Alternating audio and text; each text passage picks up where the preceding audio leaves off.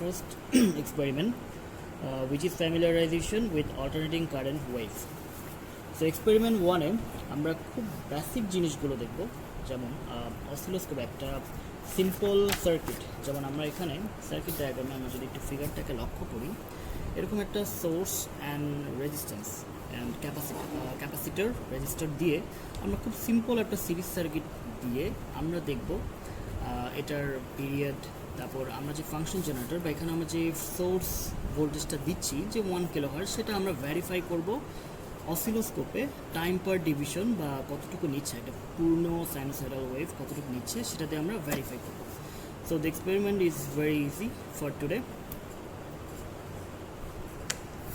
So এক্সপেরিমেন্টের শুরুতে আমরা যেটা করব যে আমাদের অসিলোস্কোপটাকে আমরা একটু ক্যালিব্রেট করে নিব, হ্যাঁ, which is a very important step before starting the experiment.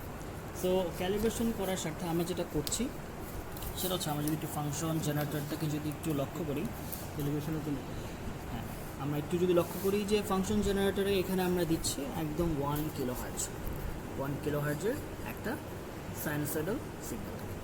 এখন যখন আমরা ক্যালিব্রেশন করব, আমরা যদি একটু অসিলোস্কোপের দিকে লক্ষ্য করি, তবে এখানে যে চ্যানেল ওয়ানের যে ব্লকটা সেটা আমরা এই যে এখানে ক্যাল লেখা, হ্যাঁ ক্যাল, এবং আমরা যদি আরেকটু লক্ষ্য করি যে 2 ভোল্ট পিক টু পিক, হ্যাঁ এখানে যদি আমি আরেকটু লক্ষ্য করি 1 কিলোহার্টজ লেখা।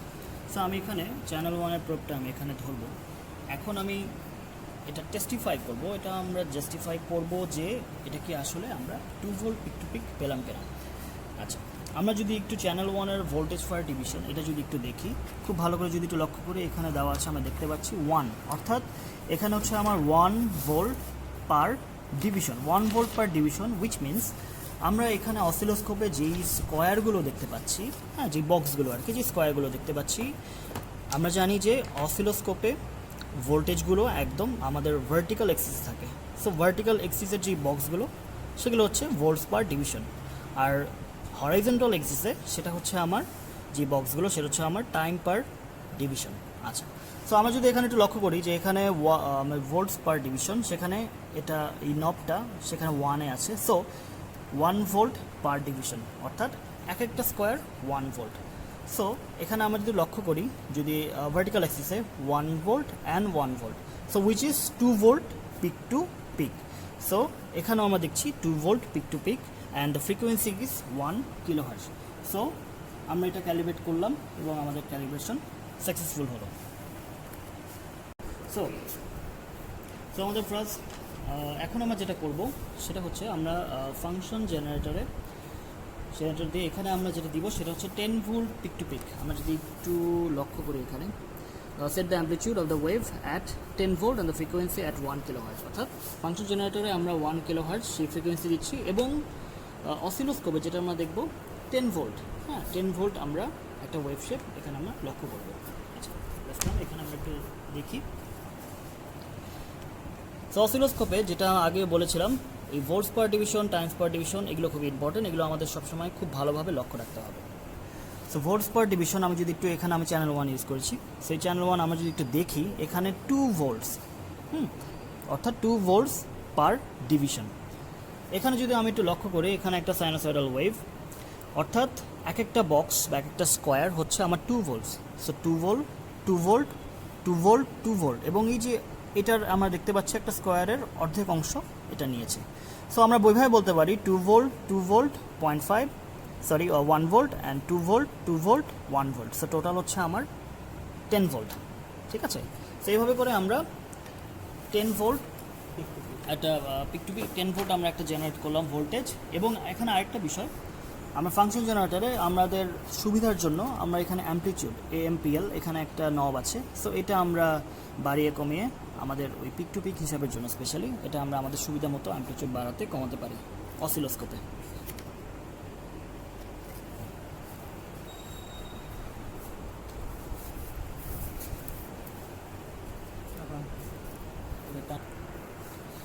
আচ্ছা, সো এবারের আমাদের যে স্টেপটা সেটা হচ্ছে যে আমরা এই অসিলোস্কোপ থেকে এই ওয়েভ ফর্মের আমরা টাইম পিরিয়ডটা নির্ণয় করব এবং ফ্রিকোয়েন্সিটাকে ক্যালকুলেট করব।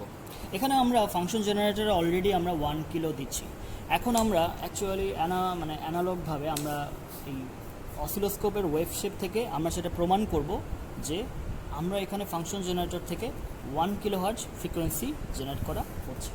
আচ্ছা, তো যদি আমি একটু অসিলোস্কোপের দিকে লক্ষ্য করি, তো এখানে আমরা টাইম পিরিয়ডটা মেজার, হ্যাঁ, তো আমরা জানি যে টাইম পিরিয়ড হচ্ছে এখানে আমার একটা ফুল সাইনোসয়েডাল ওয়েভ, অর্থাৎ একটা ফুল সাইকেল কোথায় শুরু হয়ে কোথায় শেষ হয়েছে আমরা যদি এটা লক্ষ্য করি, তো এখানে শুরু হয়ে এটা একটা ফুল সাইকেল, হ্যাঁ। তো আমরা এখানে যেটা দেখব টাইম পার ডিভিশনটা এখানে আমার আসলে কত for the measurement of the period. আচ্ছা, তো এখানে যদি আমরা টাইম পার ডিভিশন এটা যদি আমরা একটু দেখি, সেখানে এখানে দেওয়া আছে 0.5 মিলিসেকেন্ড। আমরা যদি নবটা ভালোভাবে লক্ষ্য করি, which is 0.5 millisecond, which means এই হরাইজন্টাল এক্সিসে, অর্থাৎ এক একটা বক্স এটা হচ্ছে 0.5 মিলিসেকেন্ড, এটা হচ্ছে আমার 0.5 millisecond. So 0.5 plus 0.5 total 1 millisecond. So 1 millisecond is the period of this particular waveform. আচ্ছা, এখন আমরা যদি ফ্রিকোয়েন্সি নির্ণয় করতে যাই, সেক্ষেত্রে আমরা কি করব, আমরা জানি f equals to 1/t. So 1/1 millisecond যদি আমরা করি, তাহলে সেটা ক্যালকুলেট করলে বের হবে 1 kilohertz, which is here. Function generator আমি 1 কিলোহার্টজ দিচ্ছি, so all is okay. The next step is the measure the voltage with AC voltmeter.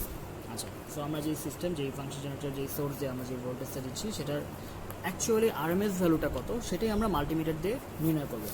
So আমরা এখানে মাল্টিমিটারের কাঁটাটা আমরা ফাংশন জেনারেটর বরাবর আমরা সুইটেবলি ধরেছি, এবং মাল্টিমিটারের সাহায্যে আমরা যদি এসি ভোল্টেজ বা যেটা আরএমএস ভ্যালু যেটা সেটা যদি একটু দেখি, সেটা হচ্ছে আমার আসছে এখানে 3.48 ভোল্ট।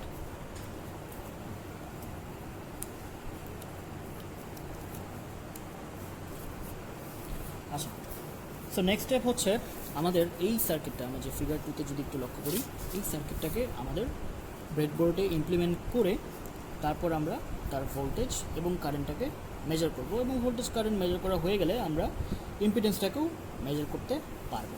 আচ্ছা, আমরা যদি একটু কানেকশনের দিকে লক্ষ্য করি, একটু ব্রেডবোর্ডের দিকে লক্ষ্য করি। আচ্ছা, তো কানেকশনের ব্যাপারে বলার আগে আমি একটু ব্রেডবোর্ডের ব্যাপারে কিছু বেসিক কথা বলে ফেলি, যে আসলে ব্রেডবোর্ডের কানেকশনটা কিভাবে হয়। আচ্ছা, প্রথমত আমরা এখানে ব্রেডবোর্ডে যে পয়েন্টগুলো আমরা দেখতে পাই, আমরা প্রথমত ব্রেডবোর্ডটাকে সবসময় এভাবে ধরবো, বা এভাবে আমরা বিবেচনা করব। আমরা যে ড্রেন লাইনটা, আমরা যে ড্রেন লাইনটা দেখতে পাচ্ছি, যেন হাতের এই বরাবর এভাবে হয়, কারণ আমরা যদি এভাবে আমরা ধরি, তবে আমাদের হিসাব করতে সুবিধা হবে যে ব্রেডবোর্ডের পয়েন্টে হরাইজন্টালি এবং ভার্টিক্যালি আমরা কোনটা শর্ট এবং কোনটা ওপেন। আচ্ছা, যদি আমরা এভাবে ধরি, তাহলে ব্রেডবোর্ডের যদি এই হরাইজন্টালি হচ্ছে আমার ওপেন, আর যদি এরকম ভার্টিক্যাল যদি আমি হিসাব করি, ভার্টিক্যালি হচ্ছে আমার শর্ট। এখন এখানে কিছু ব্যাপার আছে, যে শর্ট মানে হচ্ছে পুরো অল শর্ট না, যেমন এগুলো বিবেচনায় আসবে না, এরকম পার্ট বাই পার্ট বিবেচনা করে short and this are the open. হ্যাঁ, এগুলো আপনারা আগেও করেছেন।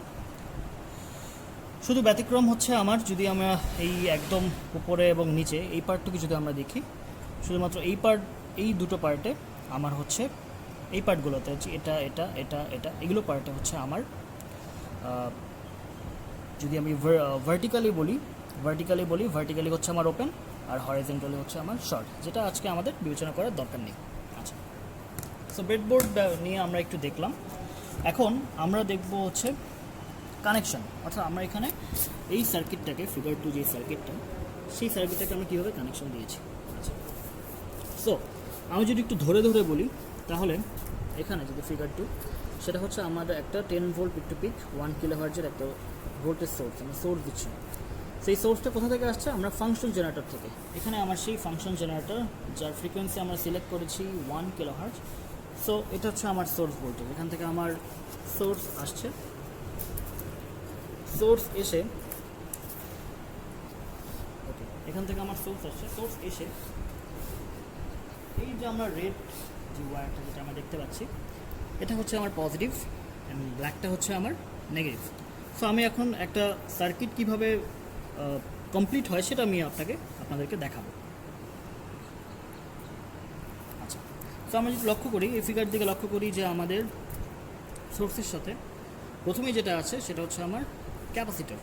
হ্যাঁ, ক্যাপাসিটরটা আমরা এখানে কানেকশন দিয়েছি এটার সাথে। ঠিক এটার নিচে আমরা লাগিয়েছি, আমরা জানি যে ব্রেডবোর্ডে এই বরাবর হচ্ছে শর্ট, সো আমরা এখানে এটা কানেকশন দিয়েছি। সো ক্যাপাসিটর এখানে আরেকটা প্রান্ত যেটা, হ্যাঁ এটা হচ্ছে আমার পজিটিভ অ্যান্ড এটা হচ্ছে আমার নেগেটিভ। এটা একটু পজিটিভ নেগেটিভ এই বিষয়টাকে একটু আমাদের মেনটেন করতে হবে। দেন এইটার সাথে যদি লক্ষ্য করি যে এখানে একটা রেজিস্টার আছে, সেই যে শর্ট অংশ, এই বরাবর যে শর্ট অংশ, এখান থেকে আমরা রেজিস্টার বসিয়ে এখানে একটা কানেকশন দিয়েছি, আরেকটা ওপেন অংশে আর কি। তারপর সেখান থেকে আমরা তার নিয়ে এই যে আমাদের যেই ফাংশন জেনারেটরের যে নেগেটিভ, সেখানে আমরা কানেক্ট করে একটা কমপ্লিট সার্কিট এখানে ইমপ্লিমেন্ট করেছি।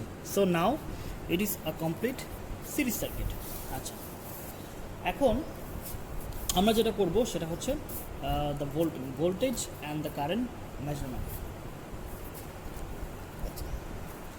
এটা আমরা মাল্টিমিটার দিয়ে নির্ণয় করবো। এখানে একটা জিনিস বলে নেওয়া ভালো, মাল্টিমিটারে কিন্তু আমরা এখানে আমরা যদি একটু খেয়াল করি, এখানে ভোল্টেজ এসি এবং ভোল্টেজ এখানে ডিসপ্লেটা কোথায়, হ্যাঁ ভোল্টেজ ডিসি, এই পার্টগুলো কিন্তু আলাদা। আমরা যেহেতু এখন এসি ভোল্টেজ নিয়ে কাজ করছি, সো আমাদের অলওয়েজ লাইক যখন আমরা এসি ভোল্টেজ নিয়ে কাজ করবো, আমার রেঞ্জটা এসি ভোল্টেজ, এই চিহ্নটা আমরা দেখব, আমরা এইভাবে ফিক্স করব। আমরা যখন কারেন্ট মেজার করব তখন আবার এই যে এসি কারেন্ট এখানে ফিক্স করব। হ্যাঁ, তো এটা একটু বলে নেওয়া ভালো। এখান থেকে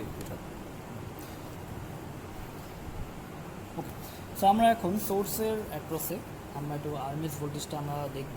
তো সেখানে আমরা যদি সেটা কীভাবে আমরা নির্ণয় করবো সেটা যদি আমরা একটু দেখি, এখানে যদি মাল্টিমিটারের দুটো পয়েন্ট আমরা কোথায় সেট করেছি, হ্যাঁ সেটা যদি আমরা একটু দেখি পয়েন্টগুলো। হ্যাঁ, সো এই পয়েন্টে আমরা ভোল্টেজ, আমরা জানি যে ভোল্টেজ আমরা যখন দেখি সেটা প্যারালাল, হ্যাঁ তো প্যারালালি এভাবে ধরলে আমরা ভোল্টেজ কানেকশনটা বা ভোল্টেজটা আমরা মেজার করতে পারি। সো এখানে আমরা ধরে আমরা মাল্টিমিটারে দেখছি যে এখানে ভিআরএমএস যেটা ভ্যালু সেটা মাল্টিমিটারে শো করছে, এবং এখানে আমাদের কিন্তু অপশনসটা রেঞ্জটাও এটা কিন্তু এসি ভোল্টেজে নেওয়া আছে, এটাও বিষয়টা লক্ষণীয়। কারণের ক্ষেত্রে হচ্ছে যে সো আমি এখন কারেন্ট মেজার করব। আমরা জানি যে কারেন্ট যখন আমরা মেজার করতে যাই মাল্টিমিটারের সাহায্যে, তখন সেটা একটু সিরিজ, এটা আমার সিরিজ সার্কিট কমপ্লিট করেই কিন্তু আমাকে সেটা মেজার করতে হয়। আমরা যদি একটু ফিগার 2তে দেখি, যেমন এখানে আমরা একটা সিরিজ দেখতে পাচ্ছি। আমি যদি থিওরিটিক্যালি বলি আমি মাল্টিমিটারটা আসলে কোথায় ধরবো বা কীভাবে ধরছি, যেমন এখানে যদি এখানে একটা মাল্টিমিটারের একটা পয়েন্ট কাটা পজিটিভ মানে এখানে হচ্ছে নেগেটিভ, এভাবে ধরেও আমি কিন্তু এখানে আমি যদি অ্যামিটার লিখি, তো সেখানেও হচ্ছে আমার এভাবে আমরা কারেন্টটা মেজার করতে পারি এই পয়েন্টে, ঠিক আছে। তখনই কিন্তু আমার এই সার্কিটটা কমপ্লিট হবে, ঠিক আছে। আমরা ভোল্টেজ মেজার করতাম হচ্ছে দুটো পয়েন্টে, উইচ ইজ প্যারালাল, আর কারেন্ট মেজার করি আমরা সিরিজে। হ্যাঁ, এটা বলে রাখা ভালো। এখন আমরা একটু প্র্যাকটিক্যালি দেখব সেটা আসলে আমরা কীভাবে করলাম। আচ্ছা, যদি আমরা একটু লক্ষ্য করি, হ্যাঁ তো এখান থেকে যেমন ফাংশন জেনারেটরের সোর্সটা আসছে, এই যে আমার সেই পজিটিভ প্রান্ত, হ্যাঁ তো সেখান থেকে আমরা এই যে মাল্টিমিটারের যে কাঁটাটা এখানে একটা নিয়ে, সো এখান থেকে মাল্টিমিটার হয়ে মাল্টিমিটারের যে গ্রাউন্ড অংশ সেটা হচ্ছে আমি আমার হ্যাঁ সার্কিটের শুরুতে এখানে রাখলাম, ঠিক আছে। সো এখানে কিন্তু আমার সার্কিটটা ফুল কমপ্লিট হলো, ইজ সিরিজ কানেকশন, এবং যে আমরা একটু আগে যে ভোল্টেজ নির্ণয় করলাম সেটা কিন্তু একটা প্যারালাল কানেকশন, সেটা প্যারালালি আমরা ভোল্টেজ নির্ণয় করি, আমরা কারেন্ট যখন মেজার করি সেটা হচ্ছে আমরা সিরিজে, এবং মেজার করে আমরা যে কারেন্টের মানটা পেলাম এখানে যদি আমরা লক্ষ্য করি সেটা হচ্ছে 17.4 মিলি অ্যাম্পিয়ার। আচ্ছা, সো আমরা এখন ইন্ডিভিজুয়াল প্যাসিভ এলিমেন্টসের এগেনস্টে আমরা ভোল্টেজগুলো নির্ণয় করব। যেমন এখানে আমরা মাল্টিমিটারকে ধরেছি ক্যাপাসিটরসের এগেনস্টে। সো আমরা যে ভোল্টেজটা পাচ্ছি যদি মাল্টিমিটারটা একটু লক্ষ্য করি সেখানে অলমোস্ট 2.88 ভোল্ট। এখন যদি আমরা রেজিস্টরের অ্যাক্রসে আমরা যদি ভোল্টেজ মেজার করি তবে সেক্ষেত্রে আমরা পাই হচ্ছে লাইক 1.66 ভোল্ট, ঠিক আছে। আচ্ছা, সো ওভারঅল আমরা যে মেজারমেন্ট করলাম আমরা যদি লক্ষ্য করি, সো আমাদের ডাটা টেবিলটা অনেকটা এরকম দাঁড়ায়। So these all are the AC quantity. So আমরা মাঝে মাঝে একটু দেখি যে মাল্টিমিটারে ফ্লাকচুয়েট করে, সো একটু মানের অর্থাৎ ভ্যালুগুলোর একটু এদিক সেদিক হতে পারে।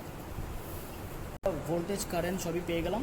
সো ভোল্টেজ কারেন্ট পেয়ে গেলে তো আমরা ইম্পিডেন্সের মানটাও এখান থেকে কিন্তু ইজিলি নির্ণয় করতে পারবো, যেটা আপনাদের জন্য টাস্ক রইল।